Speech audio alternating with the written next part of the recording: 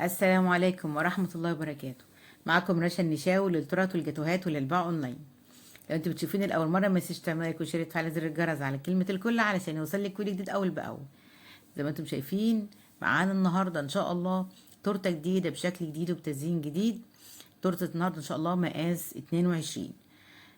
هتكون زي ما انتم شايفين ما شاء الله نص جناش، نص شوكولاتة ونص نوتيلا. صراحة التورتة دي طلبت على ذوقي وعجبتني جدا. هقولك ان شاء الله كل تريكات التسوية، وازاي تحولي الاسبونج الفانيليا لاسبونج شوكولاته ويطلع معاكي ناجح. واقول لك كمان تريكات الجناش الاقتصادي ده، وان شاء الله اسيب لكم كمان مقادير اللينك بتاعه في صندوق الوصف. واقول لك كل حاجه ان شاء الله تخص التورته من الالف للياء. واقول لك كمان سعر البيع، بس يا ريت تتابعيني لاخر الفيديو. يلا بينا نسمي ونصلي على الرسول ونقول بسم الله.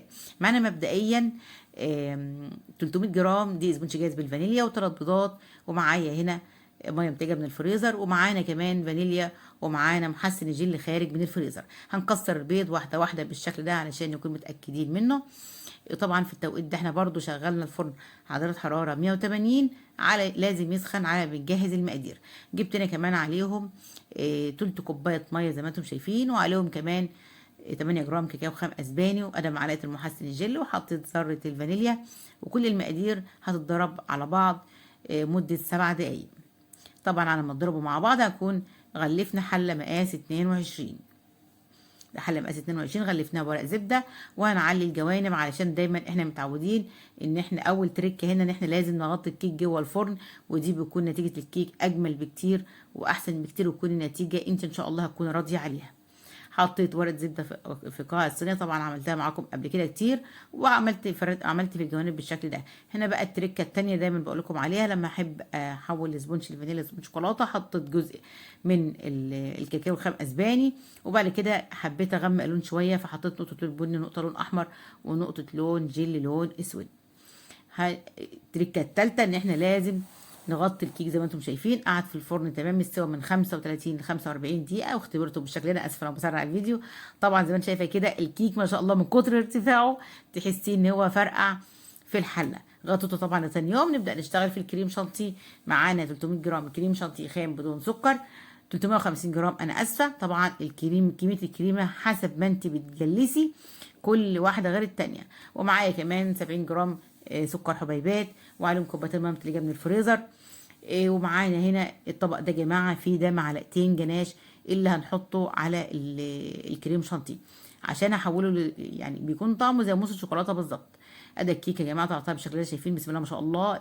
التورته الكيكه لها قبه زي ما انتم شايفين، باتت لتاني يوم، وبالتالي لا هبطتش ما هبطتش ولا كرمشت، وزي ما هي مفيش فيها اي حاجه خالص. طبعا ارضيه الصينيه دي طريه معايا، بس بما ان الكيك مرتفع فانا حابه ان انا اشيلها، بحب اشيل كده ارضيه الصينيه. انا هنا جبت طبعا المنشار، ظبطته بالامانه، انا ظبطته في الاول على رقم 9. بعد ما ظبطته على رقم 9 وعملت طبقتين، لقيت بقى معايا كميه كيك كبيره، فعملت الطبقه الثالثه على رقم 8. يعني معايا طبقتين على رقم 9 وطبقه على رقم 8، يعني ممكن تكون 3 طبقات تقدري تقطعيهم لو طلع معاكي بالارتفاع ده تطلعيهم على تقطعيه ممكن 8 ونص. هنا شايفين طراوه الكيك يا جماعه، المسام ضيقه، الكيك مفيش فيه فتحات خالص، واسعه. وده طبعا بيكون من نجاح الكيك. طبق كيك مرتفع من 3 بيضات بس، عملت ال3 طبقات دول، والقبه زي ما هي زي ما انتم شايفين.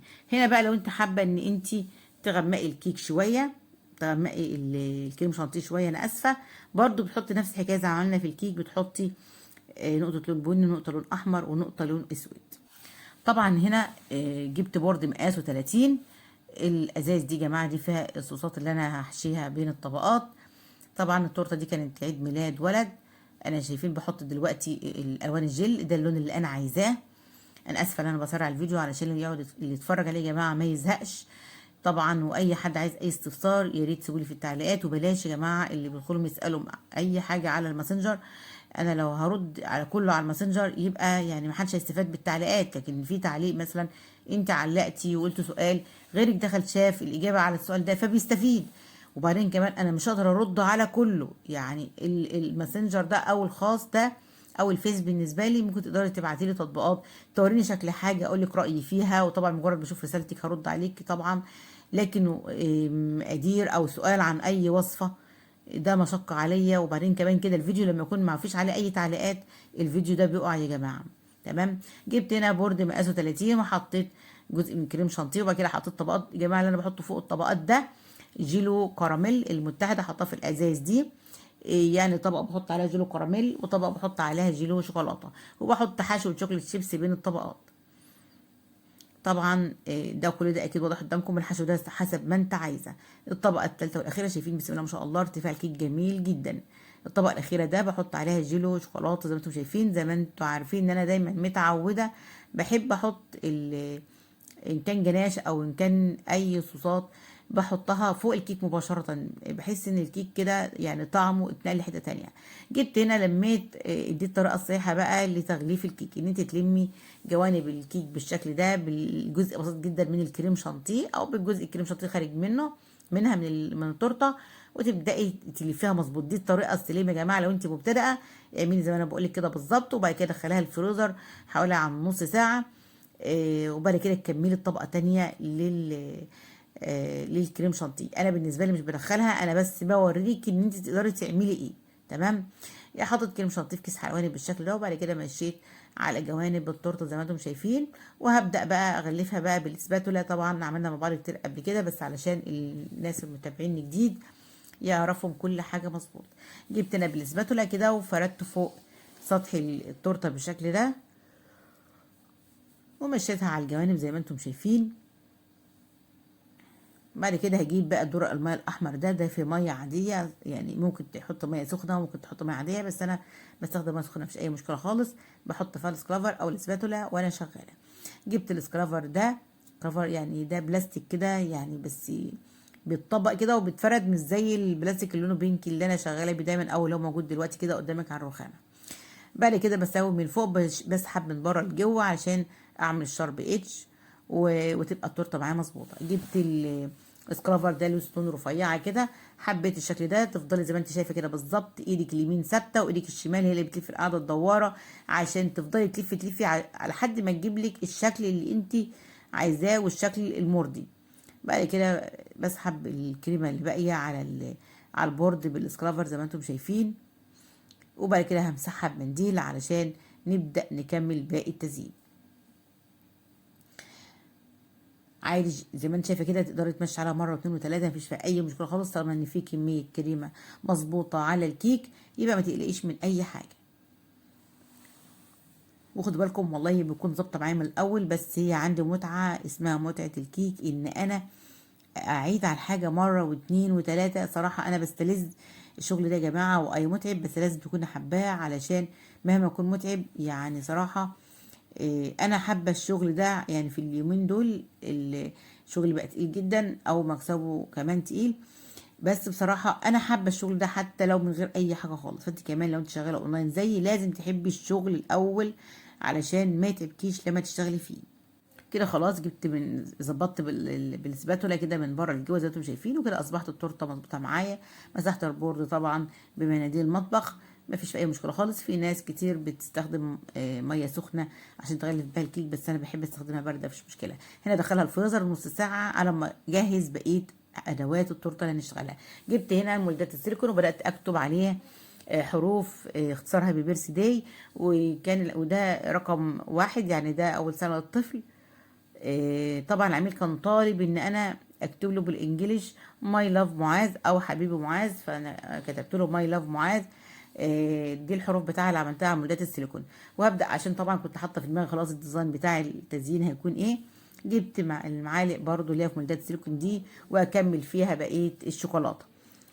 اهم حاجه طبعا احنا في الصيف بعد ما تخلصي مولدات السيليكون دي لازم تدخليها في الفريزر او في التلاجة، لان علشان تكون متماسكه ومظبوطه معاكي ما تتكسرش وانت بتطلعيها من المولدات. طبعا لو احنا في الشتاء هتسيبها بره مفيش فيها اي مشكله خالص. هنا كنت حابه اعمل الشكل ده مثلثات كنت جايباها ايام شجره الكريسماس او هي على هيئه شجره يعني. علشان حبيت حاططها برضو الشوكولاته البيضاء علشان ان انا احطها في التزيين. طبعا الشوكولاته البيضاء دي مسيحه الحمام بخار بدون اي اضافات خالص. يعني هنا في الحاجات دي بعمل كميه الشوكولاته اللي انا سيحتها، والباقي مفيش اي مشكله، بتقدري تعينيه في اي علبه محكمه وتقدري تستخدميه تاني في اي تزيين تورته مفيش في اي مشكله خالص. كده خلاص ندخلهم التلاجة، ونجيب بقى التورته اللي احنا حطيناها في الفريزر قبل ما نسيح الجناش. ده الجناش يا جماعه اقتصادي موجود على القناه، هسيب لكم اللينك بتاعه ان شاء الله في صندوق الوصف.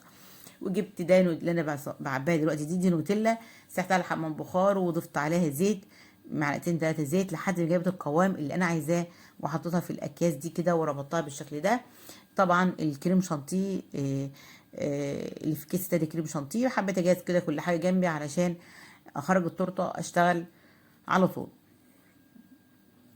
التورته شايفين خرجت من الفريزر كده خلاص، بقت حسيت ان الكريمه بتاعتها متماسكه. جبت الاسكرافر كده وقسمت التورته نصين علشان اعمل الوردات دي، اقسم بيها تورته نصين زي ما انتم شايفين وزي ما شفتوا برضو في اول الفيديو. هجيب بقى هنا بقى الجناش، هعمل التورته نصها جناش وانزل دربات، والناحيه التانيه هعمل نوتيلا. طبعا العميل كان طالب ديزاين تاني خالص يعني متشابه لده، هي برضه تورته شوكولاته، وعملتها قبل كده معاكم على القناه.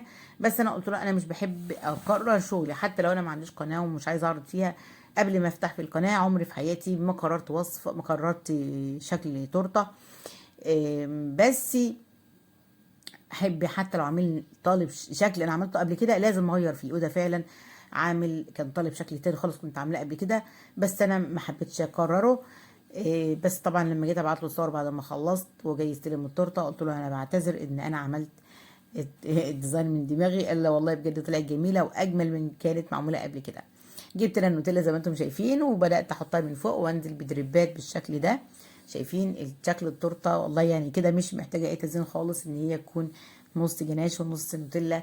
مش عايزه اقول لكم بقى على الطعم، يعني جميل جدا صراحه يعني، اكيد لان في حشوات والجناش مع النوتيلا جميل. جبت هنا المعالق اللي عملتها في مولدات السيليكون وحطيتها على الناحيه اللي فيها النوتيلا بالشكل ده، وبدات اطلع الحروف واكتب واحط اختصارها ببيرث داي من فوق، واحط تحتها رقم 1 نمبر 1 اللي ده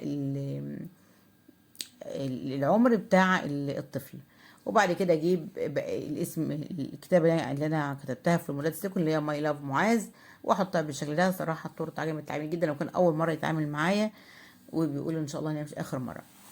تمام، هظبط الحروف بالشكل ده. طبعا اي حاجه حابه تظبطها الحروف انت حطها على اي صوصات، ان كان نوتيلا او ان كان جناش او اي صوصات عامه، لازم مش تظبطها بايدك، لازم بخله، يعني تظبطها حرف تطلع حرف تنزل حرف، لازم بخله علشان الشغل يظبط معاكي.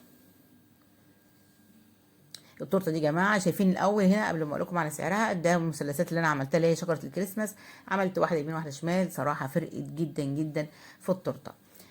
وبدات جبت 4 حبات لوز وحطيتهم في الناحيه اللي هي بتاعه النوتيلا، وبقى شكلها بالشكل ده. ارتفاعها زي ما انتم شايفين، هتشوفوا دلوقتي في العلبه ارتفاع التورته جميل جدا.